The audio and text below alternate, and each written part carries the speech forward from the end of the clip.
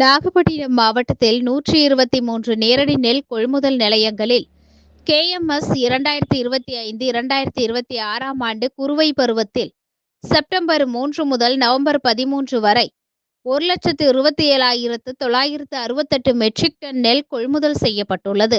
இதில் நவம்பர் 13 ஒரே நாளில் 45 நேரடி நெல் கொள்முதல் நிலையங்களில் 1085 மெட்ரிக் டன் நெல் கொள்முதல் செய்யப்பட்டது.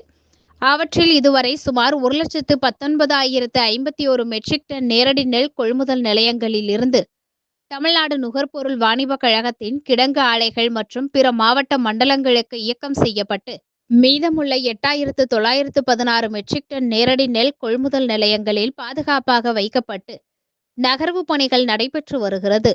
அதேபோல் நவம்பர் 13 சுமார் 4,925 மெட்ரிக் டன் இயக்கம் செய்யப்பட்டுள்ளது. நாகப்பட்டினம் மாவட்டத்தில் நேரடி நெல் கொள்முதல் நிலையங்கள் மூலம் செப்டம்பர் 3 முதல் நவம்பர் 13 வரை 28,930 விவசாயிகளிடமிருந்து நெல் கொள்முதல் செய்யப்பட்டு இதுவரை ரூபாய் 313,55,14,412 தொகை அவர் தம் வங்கி கணக்கில் வரவு வைக்கப்பட்டுள்ளது என மாவட்ட ஆட்சியர் தெரிவித்தார்.